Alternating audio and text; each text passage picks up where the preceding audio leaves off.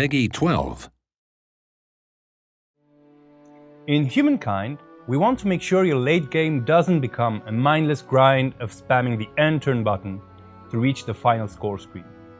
We want the end of the game to be as exciting as the start, and maybe even offer a chance for an unexpected turnaround.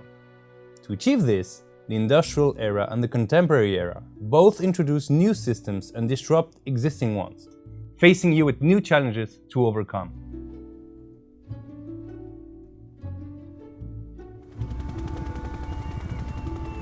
Railway connections make trade routes along them much cheaper, allowing you to expand your trade network, which may be quite important as new resources like coal or oil become more important.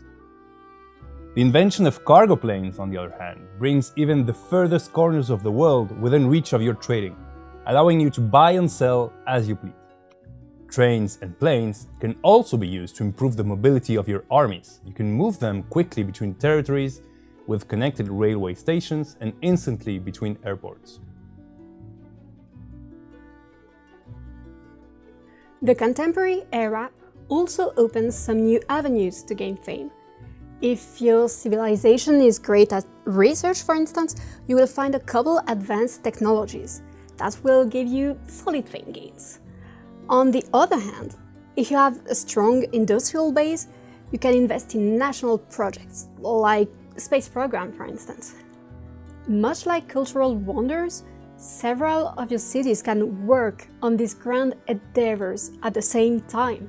They are even bigger efforts than cultural wonders, though, and they require multiple stages. Each stage will give you fame, but also a bonus. For example, successive satellite launches will provide you with more and more vision of the map.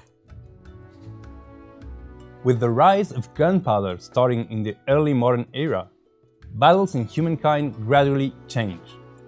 As ranged weapons replace melee attacks, cover becomes as important as high ground, and infantry units will learn to entrench themselves for defensive bonuses. The addition of machine guns makes the defender even harder to dislodge, as their suppression ability will force enemies to choose between moving or attacking. The advent of powerful artillery, airplanes, and armored vehicles will break this stalemate, allowing warfare to become more mobile again. Modern artillery ranges are too long to represent inside the battlefields of Humankind. Instead, artillery can support battles and sieges from far away with the bombardment army action. With this action, artillery can support ongoing battles by firing at enemies from outside the battlefield. They can also target armies not in battle or districts on the strategic map to damage or even destroy them.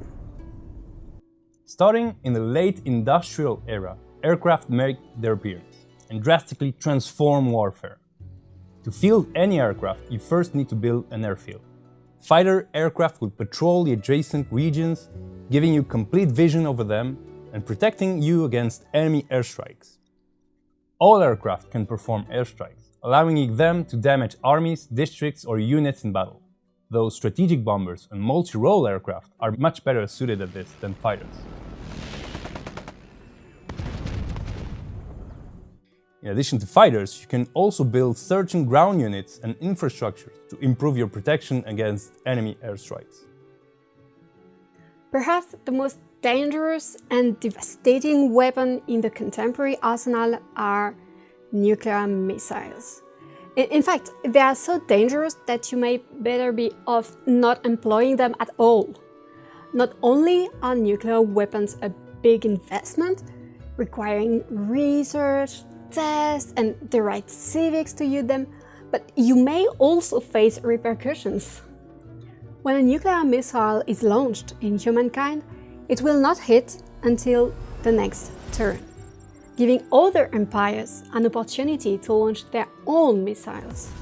We hope this will create tension between the nuclear superpowers as they worry about mutually assured destruction. Even if you do not launch your nuclear weapons, other empires may be in favor of nuclear disarmament and gain grievances against you.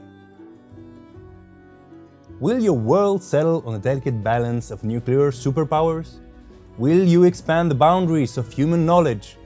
Will your people be the first to set foot on the moon or even Mars? How far will you push humankind?